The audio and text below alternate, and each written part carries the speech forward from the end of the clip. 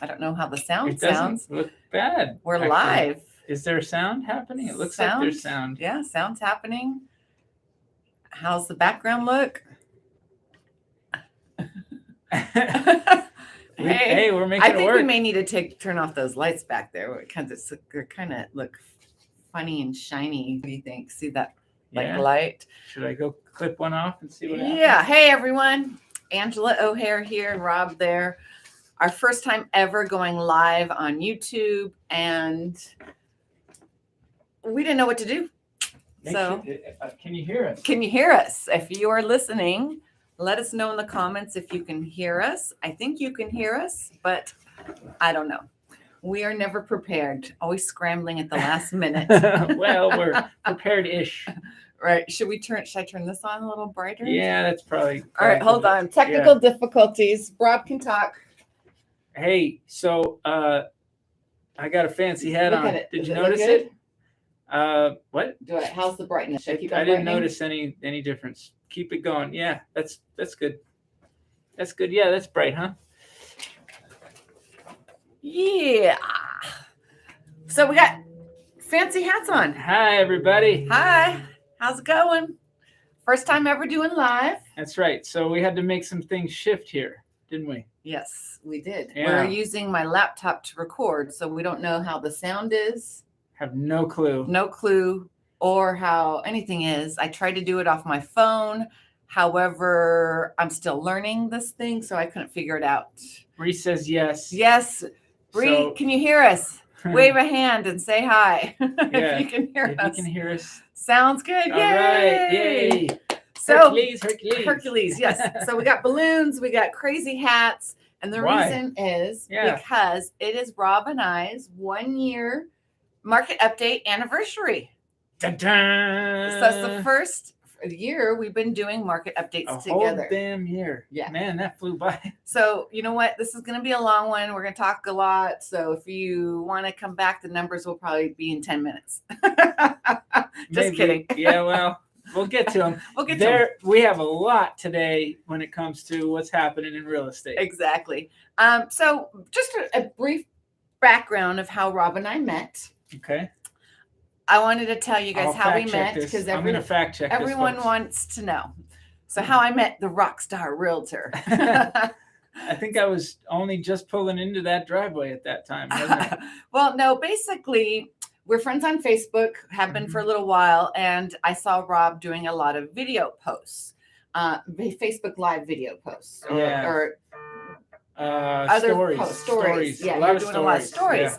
I'm like, I do a lot of videos. I mean, I don't do Facebook as much as I used to, but I've done a lot of YouTube. So I'm like, he's kind of cute. And you know what? He's a real estate agent. I'm going to say hi, reach out to him, see what he thinks. And then the moment we met, we hit it off. Yeah. Right? Yeah. We just started talking and we knew it was meant to be for us to be friends. Yeah, for sure. I mean, especially at the time, if you remember, it was like COVID crazy, a lot of isolation. So I think if you're an independent contractor like we are, you're in real estate, and there was although we were ramping up, I think we were both starting to ramp up at that time. We were starting to feel like there was business happening, but we were coming out of isolation, if you will. Yes. So it was important. I've found it important. I mean, my mother's been in my life with real estate. She's been a big help, but I've found it important to have that synergy of when you get along with somebody and you can talk to them about what's happening. And I mean, that's just about as simple as it started. Exactly. And then suddenly I realized that this woman right here was doing something genius that is can't be understated. What she's done with her YouTube channel, the things that you did to create a really thriving business for yourself. This is just something I don't see very often. I've been, it's my 12th year right now. I'm going through. I just don't see too many people who kind of come up with their own way to make 3-point shots in the real estate game.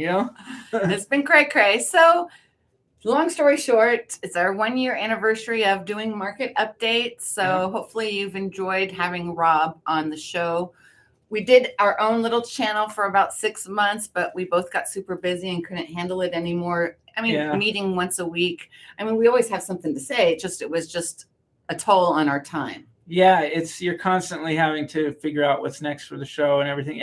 And we have our own channels that we're working, or our own websites, our own businesses that we're holding up. And so we've really been through a myriad of ideas and plans in this 1 year period. Yes. and the truth is that, it's to keep having the ideas. That's what is important. Always it's not ideas. that every idea needs to be implemented. You can run through them, have them, figure out if they're going to work. Maybe the timeline isn't right now, but you just keep having good ideas. Yeah, I mean, initially when we started talking and we were gonna start a team and do all this yada yada, but I think our synergy, regardless of if we are on a team or not, it doesn't matter where we're at. Yeah, as long as we're good friends. That still might be the future. We haven't cut it out, that's for sure. But it's just, I think, the reality of what that meant in the time frame of what we were thinking of it. That's just to let you inside of our minds what was happening. It wasn't really timed right at that moment. So yes, but we do want to continue going live. Yeah. So we're thinking about doing the Rob and Ange hour, maybe once a month at least, just to that way our market updates aren't so long. Right. We can get some of this stuff out of the way. And then so if you guys have any suggestions on monthly topics, let us know. That way we'll have a little format going. Just to go live and tell you the ins and outs of real estate, what's going on, what we see day in and day out. Well, we got a few questions already popping in. That's good. Keep them popping in. We will answer what's happening here. House prices come down. We'll answer them once we go into the market update. Yeah. I mean, I can understand your concern as what. Who loves you, baby? There. That's the screen name. I can understand a concern about being priced out, but we may have some information that's going to help you feel like maybe the future's looking a little better about being priced out. There's a silver lining. Yes, maybe silver lining, or like I like to say, the peeking out of the clouds. Maybe the sun is actually coming out. Yes. When you're considering being a buyer in this market. Minus the smoke from California. I think that was Northern California. It was the Dixie Fire. Yeah, was it? Yeah. Yeah. So crazy. Yeah, that Vegas was covered in smoke. Not today, not yesterday, but the day before. Yeah, over the weekend. Anyways, I'm sure you guys are done hearing about how Rob and I met. We're going to get into the down and dirty. Now we can't make mistakes. So if anything is live, we just have to roll with the punches. And I mean, let's be honest. You've been throwing our market update up there pretty much unedited. Maybe a couple little things that get pulled out. So we're just going to have to watch our P's and Q's just a little bit more. Yes. But that means for you as the viewer, that it could get a little bit more exciting. And also, there's not going to be any screen sharing. Oh, we could do this. There you go. We can show you what's on. Show you, because I don't, it's backwards. It's backwards. Yeah, there you go. We can show you. You'll have to decipher. Yeah, I think they're going to see it backwards. Because normally on my market update, I'll post the numbers. Let's see what's comments. In the same, not sure how the market will be next year as well.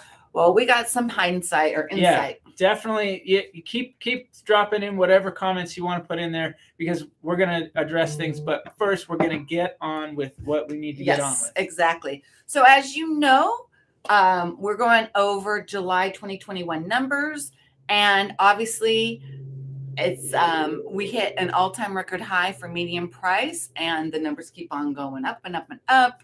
And that was June, right? That we hit the all-time. We've been hitting for July. Oh, but we haven't. So you broke it to them that way? Yeah. So we hit another all-time high. Yes, an all-time high. I'm sure it's already in the median and RJ, So yeah. Oh, okay. We went so from. We're late to the party. Yeah, we're late. They're late to our party though. Exactly. We went from 395,000 in median price in June. Okay. To 405,000 in July. Damn. Yeah, hitting it on the fat part of the bat. So that gives us a 2.5% over the prior month. However, 22.7% over year. So we know that July 2020 was just coming out of the outskirts of COVID, restrictions and people not wanting to do anything. And then suddenly people were thinking about doing things. Oh yeah, And- someone commented about our shirts. Yeah, these were Christmas. This one was a gift to me, and then well, she got her own for herself. I would have gotten her one if she hadn't already gotten herself one. But anyway, so median prices up 405,000. I never thought it would be that up.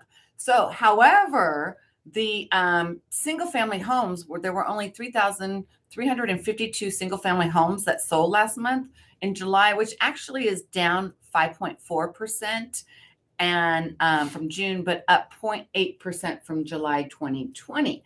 So basically, we are going to now see number for number from last year 2021 or 2020 from July on. The numbers started to go crazy. They're starting to, they coincide. So we have bit. better comparables. Right now. So only being up 0.8% from July 2020 is not a huge growth in sales. No, but the key to all of this and why it's such a big deal is because inventory is so low. So when you're getting 3,000 properties snagged off the market every month and you're not getting it replenished enough, right? We're going to talk about that though. There are some things happening there. So that will the inventory remain low? Maybe so, maybe not. I think it's not going to. Nope. We got some number news. Yeah. Okay. So now into the luxury market. Sorry, Rob, I'm hogging up the paper. That's all right. Normally we have it's like pinned to something. Yeah, we got a little dark. It's kind of a little dark in here. So let's see. The last month, the luxury market, there were 151 homes that sold $1 million and up, compared to June's 163 homes, which was a 12-home decrease. However, the median price in luxury market did increase. It went from 1.39 million to 1.4 million in the luxury median price. So it always seems like either one's up, one's down, or vice versa. They never seem both up at the same time. Yeah, but the median price, there's going to be some fluctuation there because it gets skewed a little bit here or there, but still really, really good numbers. Yeah, really good numbers for the luxury market. The luxury market is still hanging in very strong. Yeah. Very strong. Do we have what it was in July 2020? The highest? No, what the numbers were. Oh, I didn't compare it to 2020. Because I'm going to tell you it's probably at least double what it was then, from what I remember. Right. I'll do it for next report. Yeah. I'll pull the previous one to see. I don't know if I can pull previous years though in the matrix. Yeah, I don't know. You don't know. Okay, on to the next info. So this brings us to new listings. There were actually 4,077 new listings last month, which is up 5.6% from June and up 10.1% from the prior year. Yeah. So we haven't seen that many new listings in a very long time. This is the trend. We saw the 0.5% peaking of the clouds. I think it was in May or maybe May. Yeah. It was 3 months ago. And then we saw an 8.8 or something. And then now we're seeing another 5%. So we're seeing inventory start to creep up. And I can see that, the hotness of the market. Oh, it's still very hot, but it's starting to just edge off. This is the sign I think some people have been waiting for. Yes. What's the next number? And then I'll talk. Okay. So this is another good indicator of what I feel the market, in my opinion, I feel the market is softening.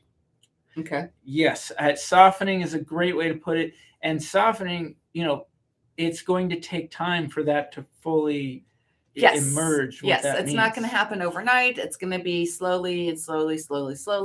So this number is a great indicator that there were a total of 3,007 homes listed without offers last month. And the month before, that number was 2,454. And the month before, remember, we were like at 16 to 1,800 without offers. So that number is creeping up. Why is this happening? Yes. We're getting more listings. Homes are staying on the market longer. Yeah. Why would that be happening? So in July, so that puts us up 22.5% from June and down 37.54% from the prior year. Of course, obviously, last year we were just getting over COVID, so things weren't moving as fast as they are now. So that's why this number is higher Of course. compared to last year. Yeah. So now the question is more listings and homes staying on the market.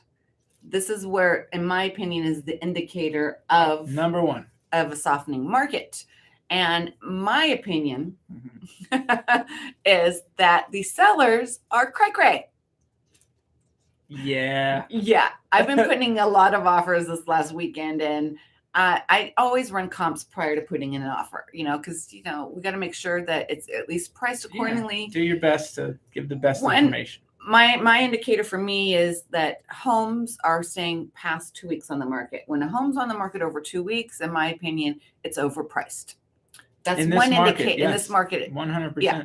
And then 2, I run the comps. So some of these homes, they're asking $550. I look at the comps and they're valued at $450, even most recent sale in June and July. What are you sellers thinking?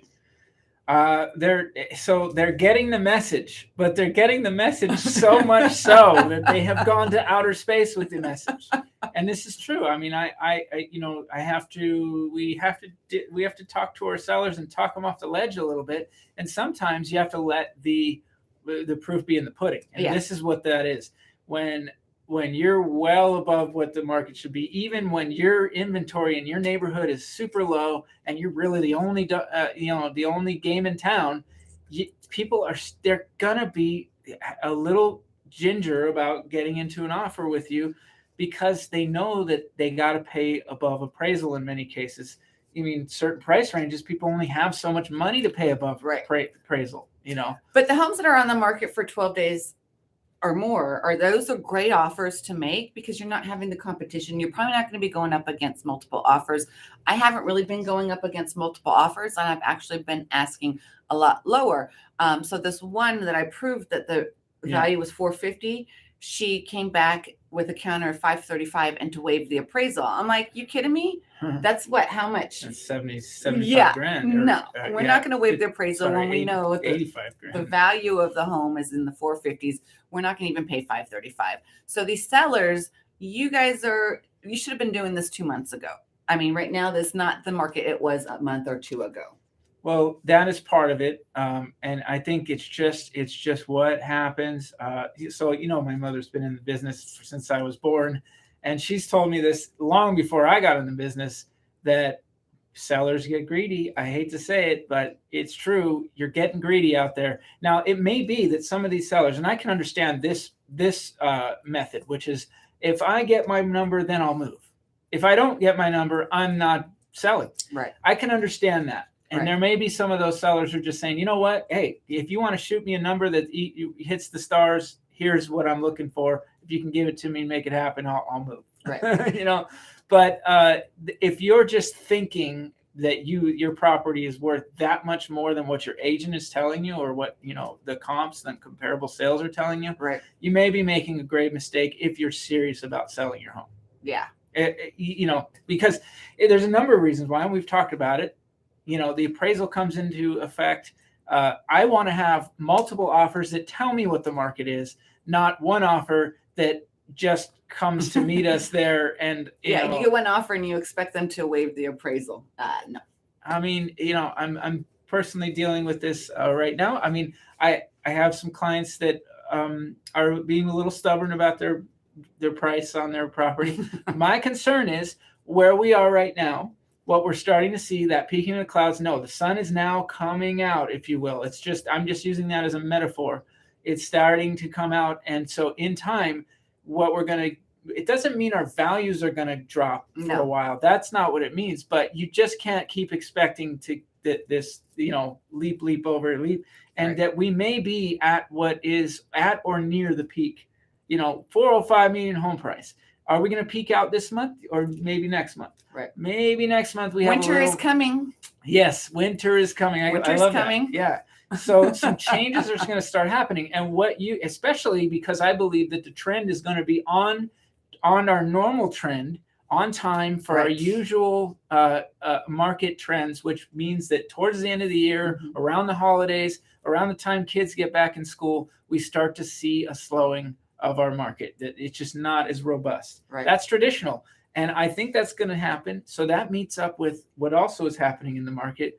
And I just think if you're a seller, you may be missing out on the highest point that you can possibly get. And then what's after that is buyers start to dictate to you what they want to pay. Yeah. I mean, You know, yeah, you got to be realistic here, guys. I mean, come on, 100,000 overvalue. And another sign that these sellers are getting greedy, or the listing agents can't tell what their worth is by listing homes at 1.5. Yeah. You know, they're just being stingy, just like the builders. The builders are getting greedy, so are the sellers. The builders could do it because they just had they absolutely, I mean, you've been involved in this stuff. Right. They've just had so much clamoring, and they almost wanted to turn people down. They did. Now, but if you're selling, you're one seller, I've got one home to sell, you can't really have that same mindset to that degree. You still have to be on planet Earth a little bit.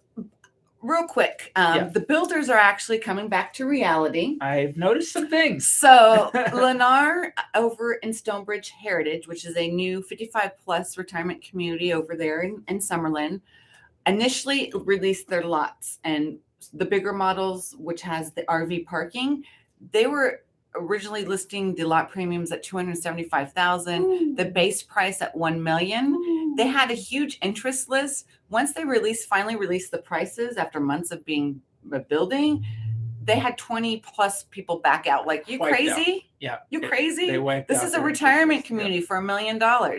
Anyway, so the builders, I'm starting to see more standing inventory coming back on the market. A little bit. Spec homes. I don't think the lottery is as crazy, or the lists are as crazy as it was, because people have moved on too. People are finding their places, and just the overall heat. I think some buyers, now you can let us know if you're watching and you're thinking about buying. It sounds like some of you are on the sidelines, you know, right? That's what we're getting in the comments. We're thinking about it, but are we getting priced out? You know, so you're on the sidelines. You're sitting there waiting. Well, your chance may be coming soon to get involved in a market that will be a little bit more advantageous. And I think each month potentially better and better for buyers. It's not going to cave in for sellers. Right. It's just, you know, it's not going to crash. It's just going to be a gradual. This is what we need to see happen. We need to get back to traditional. Otherwise, our market keeps going up and away. Does that make any sense? No, it doesn't. It doesn't make any sense. It's not sustainable. It's not sustainable. So we have to live on planet Earth. I know it doesn't feel like we've been living on planet Earth for a while, but we do. And so, you know, the opportunities for buyers. Now the question is, what happens with the interest rate? You know, does that They're change? still very low. So yes, I mean, we think it's going to stay low probably through the turning of the year, maybe even through spring. So yeah, I mean, so we're going to finish these numbers, and then we see a slew of questions. We definitely want to answer these questions, but let's finish the numbers so we can continue. I like this question too. That's a good question. Yeah, what's the best month for buyers to buy a house in your area? We'll tell you that. We'll make sure to tell you that here in a minute.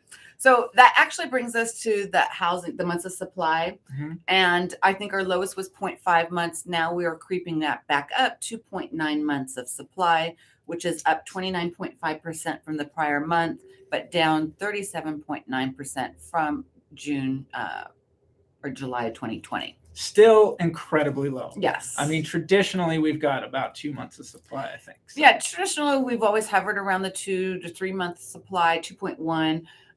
And a balanced market is when there's 6 months of supply for a buyer-seller market. And then anything over 6 months becomes a buyer's market. There you go. You heard it from here first. So that puts us at 89.1% of the closings closed within 30 days or less, which isn't that bad. 89, you know. Up, so it's weird. I always wonder, why is the 89% closed within 30 days? However, the number of listings without offers has increased. So I just never understand that correlation. I think what's still happening is the good properties. True. The good properties are getting multiple offers that are priced right, have all the amenities. Ready to roll, move-in ready, location, all those wonderful things. Okay. So the month before in June, it was at 88.6. And then for July 2020 was 59.7. So obviously homes are still selling pretty fast. Very robust. But again, for me, a key indicator when a home's overpriced is if it's been on the market over 2 weeks and if it hasn't sold within the first weekend. Yeah, we're just seeing that. And it doesn't mean that people won't sell their homes. It's just they're just a little out of reach right now. And that it's going to take longer. And it's just not the preferred, well, what we think is the best method and proven method to really get the most out of your home. Yeah. And another thing I just want to circle back on is the appraisal. The appraisers here in Vegas are awesome. They're not appraising at what the sellers think they should sell their home. They're appraising accordingly what's selling. I had a home or a client that, the offer fell out. However, we offered 580, countered back and forth. Long story short, the purchase price was $599. It appraised at $570. So we backed out of the offer because my clients decided in the end they didn't want to continue on with that home. But still, the appraisers are not appraising to appraise. No, this is absolutely the reason why there's a lot of strength in our market, because going back now, I wasn't in business in 2006 and 2007 and 8 and 2005, but really that big chunk of time where right before everything went whoop. Right. But back then, the appraiser would just magically come out one month and say, "Yeah, this property's worth 30 grand more than it was last month." Like literally, that's what that. Whatever percentage it would be, just magically up that much more. Right. That's not what's happening now. This is very important because people worry about the bubble and things like that. And while we might be in a mini bubble over time, this is not going to be that kind of a crash deal, at least not with the current existing information that's out there that we can tell you about. Right. And what's happening now is the appraisers, they do have regulations. They can't just go out. They have their own license. Yeah, they have their licenses to worry about. So they can't just go out and say this property's now worth this much more just because a seller says so or an agent says so. Right. They have to look at information, comparables. They can look at the heat of the market. They can look at what is the existing trend, and clearly it's a high trend. So they're going to give some extra for that. But what's happening is that the appraiser says it's worth this much, and the buyer is willing to pay this much over, right? So there's cash in there, hard, cold cash that's bridging that gap. And we'll say that over and over again because that's important to know why our market is so strong, because there's real cash involved. It's not just made up numbers. Here you go. Here's your new loan. Here's your, you're just paying this much more every month because we appraised it, higher. No, it's here's the appraisal and here's what you got to pay over that the seller is basically demanding it. Right. Right. And, I'm not seeing that as much as I was 2 months ago where people are paying over asking price and I'm waiving the on those appraisal. really nice properties. Yeah, obviously we can tell you wanted. When we walk into a property, we can tell you when you're going to have that kind of action. Yeah, it's still happening, but it's not like all the time. Exactly. So I think that's what's starting. The sellers still expect this. They still expect, I can price it or whatever. I'm going to get multiple offers. Right. Exactly. Well, okay. And by the way, I just want to answer this. The best time that I think of the year to typically buy, in my opinion, and we can have this little conversation to see what you think. Right. Because I actually don't know. More inventory, but less competition. Less competition, which generally means more inventory. True. Not that there are more people putting. Yeah, right. Exactly. So you're right. We're both right, because basically there's not as much competition to eat up the inventory. Right. And you can often find a deal at that time of year. Oftentimes, if sellers are selling at that time of the year, they have to. Yeah. It's not because they necessarily are picking the best time to do it. They just have to do it at that time. So sometimes you can find somebody that's a little bit more willing to work with you and get a better deal on a property. Right. So. Okay. So real quick, Rob has some numbers that he pulled. Oh, yeah. Go over those numbers. Let's find that. Do you remember where you pulled it? Yes, I do. There it is. And it is possible to find a home around $350 in Vegas right now, 3 to 4 bedroom. Yeah. You're going to be limited to certain things to some degree. It used to, look, a year ago, $350, I'd tell you, let's get it on. We're going to find you whatever you need. It has changed, and that median home and don't price, expect a pool. Right. We'll do the best, but that median home price really tells the tale. 405 median home price. Right. 350.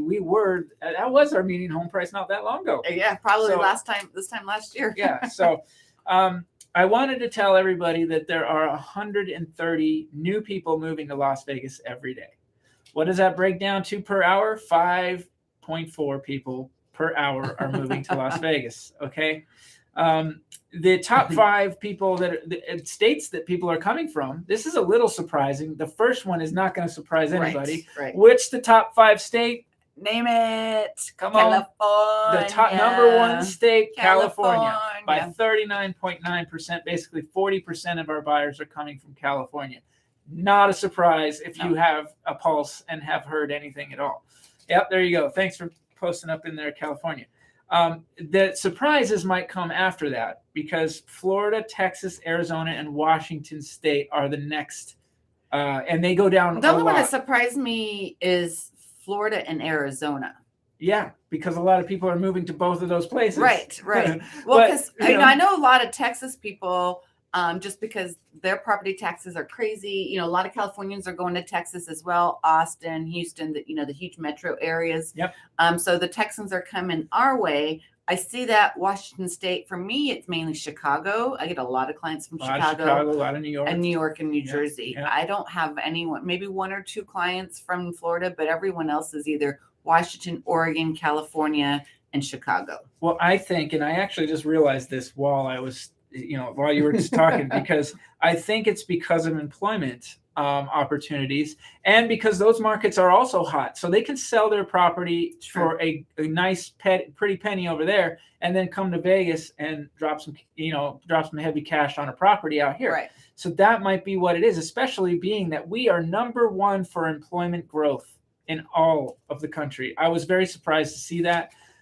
But it would make sense that if there's employment opportunity here, that people are going to, if they're getting a great offer in Texas, let me get out of my house over here. Let me get that great job over there. Let me get a nicer house over there. All right. Boom, boom, boom. And then we know why California's exiting. Well, there's a number of reasons why people fire, baby. Just kidding.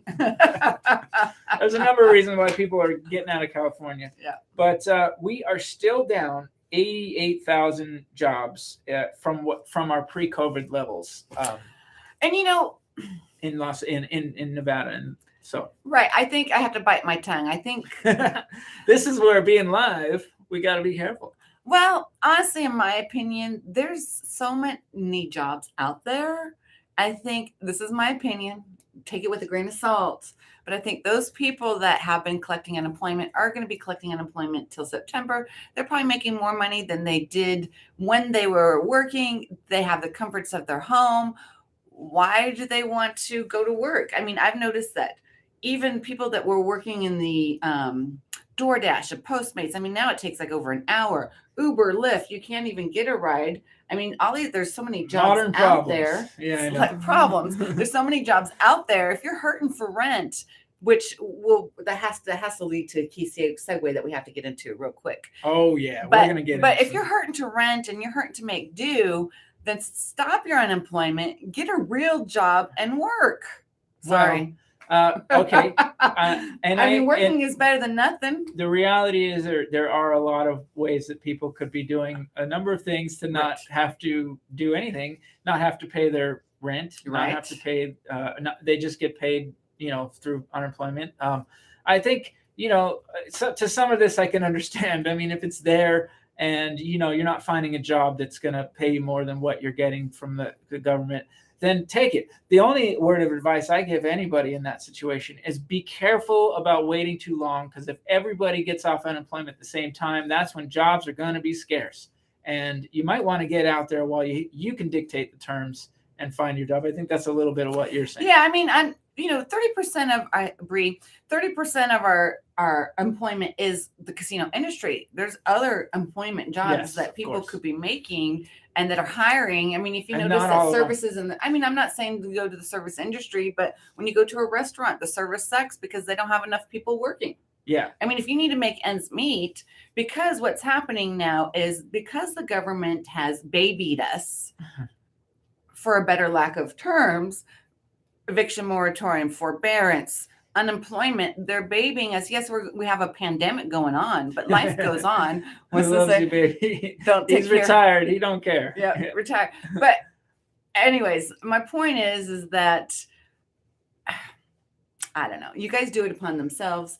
People that are been not having to pay rent for a year and a half. I mean, well, the eviction moratorium has been disastrous on things, and it really has created what I think is. Here's the thing. I'm not talking about landlords when I say this. Of course, there are landlords that are hurting. Yes. There just are. That's you can't deny it. But really, who is hurting the most are the people that are looking to rent properties, because they have gone up exponentially. Oh my God. And I'm going to give you a quick, speaking of a number that I had looked up, rent prices in Las Vegas, in certain parts of Las Vegas, have just absolutely skyrocketed. The median rent price is $2,050. What? A month, $2,050. That's median. Okay, so that has gone up a lot, and it just keeps ticking up every time. And why that is happening is partially because of these eviction moratoriums. I mean, if you're a landlord and you don't want to deal with the problems that could come from that, basically somebody not paying you rent, well, you're going to now raise your standards much higher. And because there's low inventory, you can do that. You can not only raise the price, you can raise the standard of the applications that you're accepting. And that has created what would normally be people that would be perfectly reliable renters having a very hard time getting a rental because they're excluded from, let's say having 700 credit score, or, whatever, 3 times the rent. I mean, just some very, except 3 times the rent is actually not that extreme, but other things that are more extreme that are not allowing people to get those rentals. And then the CDC extending it now till October 1st, is it? October 3rd. But, I guess they're only doing it to cities or counties that have high COVID cases. This is another place where it's this gray area stuff. And here's the thing. The courts are not touching it. They're just not touching it. It doesn't matter where you're at. Right. So as long as this is sort of hovering there, nobody wants to deal with unwinding that legal ball of mess.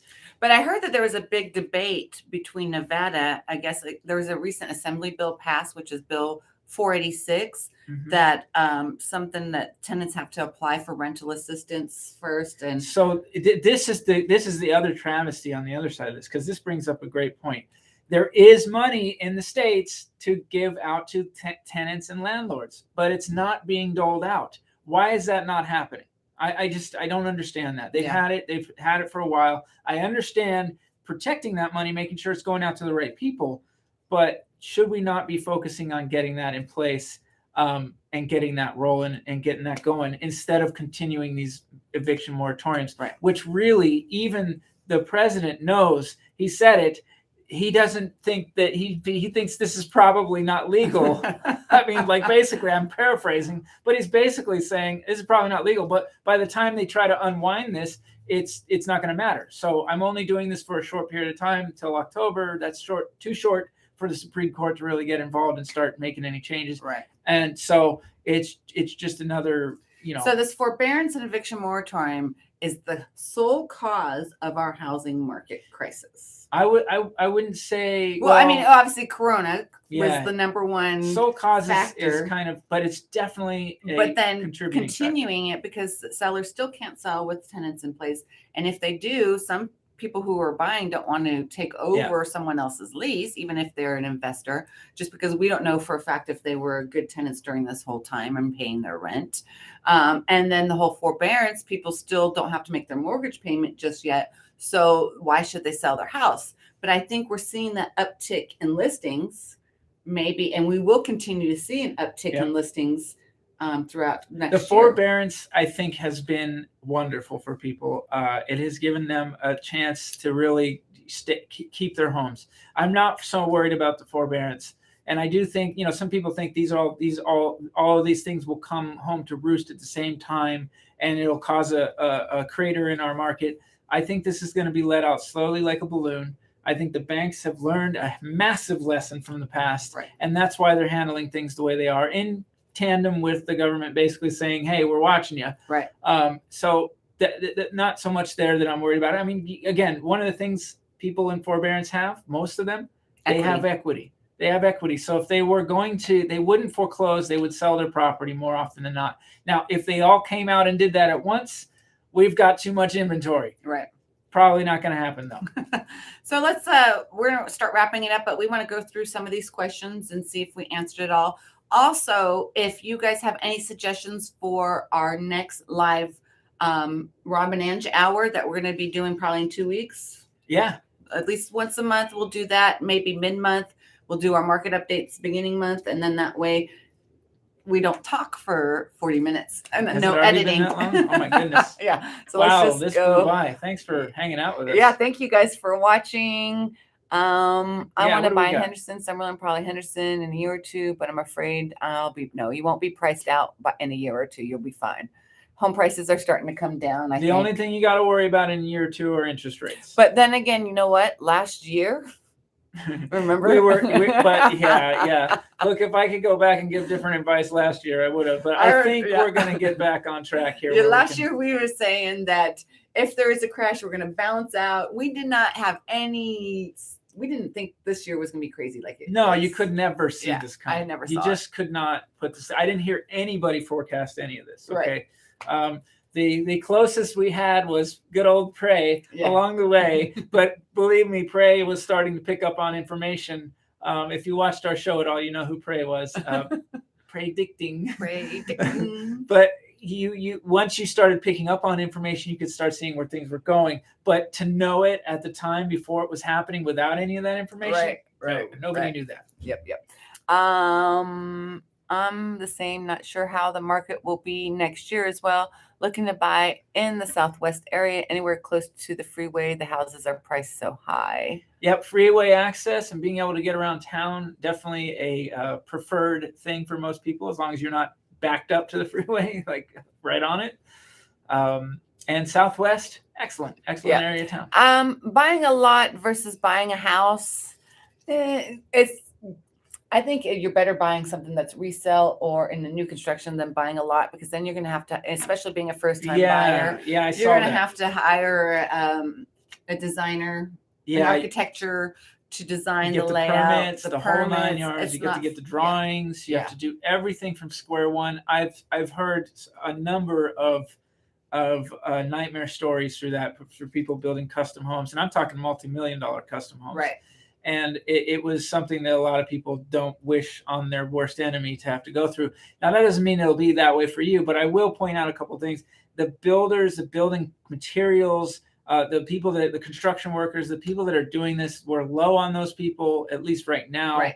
I think that's going to continue. I think that presents problems and actually costs you a lot of money to be able to do that. Yeah. So buying a lot, you just, and also they want a lot of money for these damn lots. Just because it's a piece of land somewhere. Yeah, 200-some thousand. Yeah, so you got to look at all those things. And then if it makes sense to you, well, then, boom, we can help you do it. Yeah, exactly. But, because you have to pay the lot plus the build, and these builders, it's hard to find any good, like a general contractor, it's hard to find any good work. It is.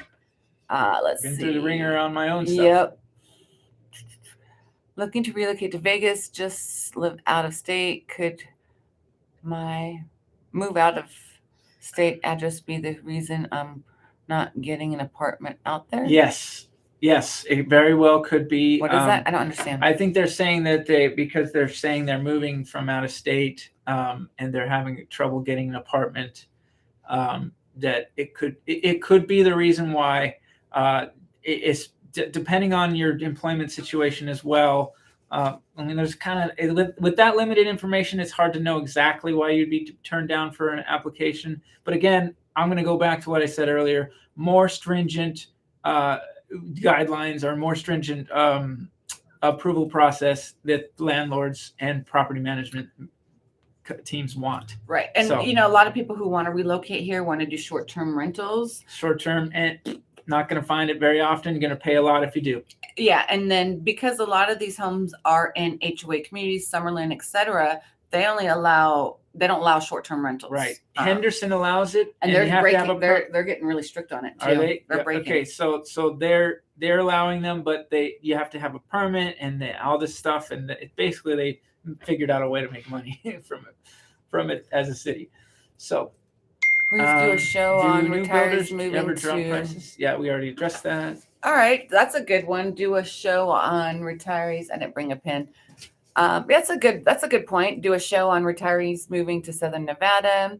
You are, by the way, retirees moving to Southern Nevada.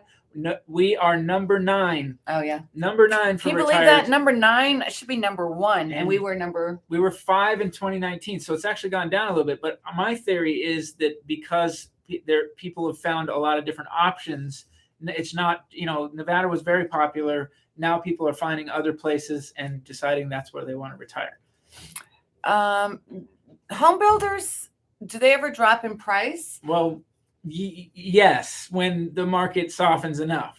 But do not expect to negotiate with the home builder. Say they have their base price at $599, whatever.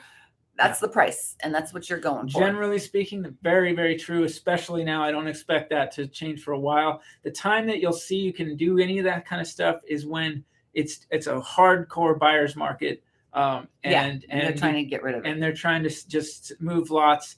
But one thing I would always say about that is that you might be missing out on fantastic opportunities in the resale market if you're buying brand new at that time when it's that kind of a market. So you definitely want to, think about it. Right. Hoping to get a house there as well. Blah, blah, blah. I was thinking me living so far away that landlords would rather have someone closer to fill the vacancy earlier. That can be true. Be and true. Very much depends on when you were saying you wanted to be in town. I can tell you for sure that these properties rent very quickly. So if you're saying, well, I want to be there in, let's see, October, and you still got September, you got the rest of August and September in between, well, you're going to pay for August. Yeah. You're going to have to pay for August. They're going to say, well, you don't have to move in, but you got to pay me. Can you please elaborate on the permit you mentioned in regards to rentals on long-term? I'll tell you what, you're going to want to go to City of Henderson. This is for doing Airbnbs. Yes. That's a permit you need to do. You're going to want to go to City of Henderson, look up them on the old Google there, and find a short-term rental. It should direct you to something. I'm sorry, I don't know it offhand, but I know it's there and relatively accessible. Yep. It's hard to do any sublets in the 55 plus communities again because it's an HOA. They have strict rental restrictions. Very much depends, but most of them do not really look to have renters. I think you can do it a little bit in Sun City. I mean, you can rent for sure. They have rentals in Sun City, but not sublet. You're sublet, saying, So you're saying to have like a roommate or something, right? Yeah. It happens, but it's not. It's not common. You probably just want to keep that under wraps a little bit. Anyways, it's been a long line for almost 50 minutes, the longest we've ever gone. We really appreciate you guys watching live. This has been fun. Yes. We need to do this more often because I like the live questions. I love the engagement. Yes. You guys were awesome. Thank you very much for having some questions. Yes, we appreciate it so much. And also thank you for not making one of your recommendations that we get naked and dance around on our next live stream. So we just need to talk about one of them talk about retirement communities, and I do a lot. Check out my YouTube channel. I do a lot on retirement communities here in Las Vegas, Summerlin, all over. Check out my channel for a Robnostication coming up next week. I drop new videos every Monday. So what's your channel called? It's Rob Howe Rockstar Realtor, and you can find me there. You're the rock star. I'm the realtor. You're the rock star. Okay. But I do have a fun Robnostication coming, which is basically me prognosticating about what will come next. Some of I've touched on here, but I'm going to elaborate even more. I kind of wait till I just have that moment of, I know what's happening next. To drop these videos. Yeah, that whole clarity. Yes. It takes a moment. Sometimes there's nothing, like I'm not getting the read. I'm just like, it's staying the same. I got the read after this weekend showing houses after there houses you go. are houses. Certainly that's part of the read. It's still a crazy market. However, there is hope. That's my message. Absolutely. If one thing changes for one side, the seller side, then that means the buyer side might have opportunities. Okay. So, anyways, no biggie. I appreciate you hanging this long with us. If you like this channel, you know what to do. Hit the thumbs up button. You're already leaving comments. Saying, Oh, what? No roommate. He just wants to. Someone. Yeah, well, you got to find a homie. That's a tough one, and you better like them. Yeah. Make sure you subscribe And thank you so much for watching. Rock on. And do it peacefully. And we'll see you on the next one. That was pretty good. Yay! That was pretty good. Bye, Pretty guys. End stream. Ending. End. Good job. Yay.